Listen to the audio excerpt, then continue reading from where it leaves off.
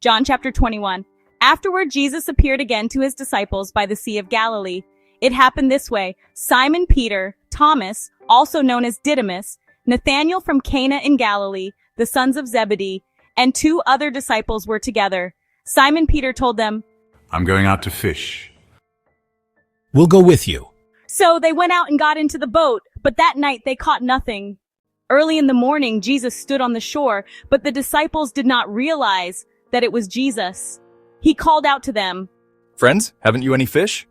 No, not even one. They answered. He said, "Throw your net on the right side of the boat and you will find some."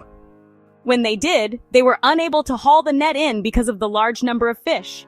Then the disciple whom Jesus loved said to Peter, "It is the Lord." As soon as Simon Peter heard him say, "It is the Lord," he wrapped his outer garment around him, for he had taken it off, and jumped into the water. The other disciples followed in the boat, towing the net full of fish, for they were not far from shore, about 100 yards.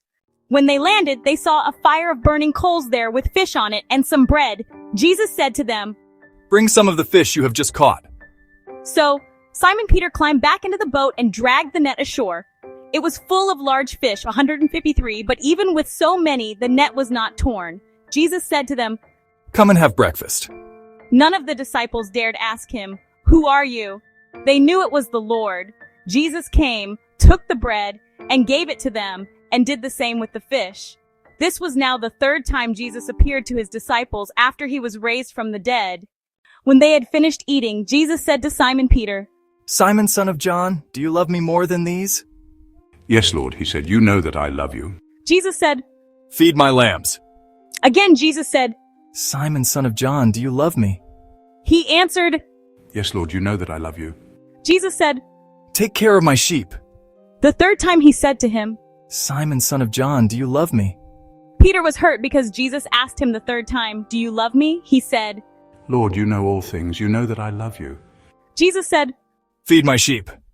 Very truly I tell you, when you were younger you dressed yourself and went where you wanted. But when you are old, you will stretch out your hands, and someone else will dress you and lead you where you do not want to go." Jesus said this to indicate the kind of death by which Peter would glorify God. Then he said to him, Peter turned and saw that the disciple whom Jesus loved was following them.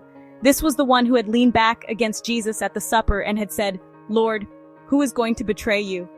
When Peter saw him, he asked, "Lord, what about him?" Jesus answered, "If I want him to remain alive until I return, what is that to you? You must follow me." Because of this, the rumor spread among the believers that this disciple would not die. But Jesus did not say that he would not die. He only said, "If I want him to remain alive until I return, what is that to you?" This is the disciple who testifies to these things and who wrote them down. We know that his testimony is true. Jesus did many other things as well. If every one of them were written down, I suppose that even the whole world would not have room for the books that would be written.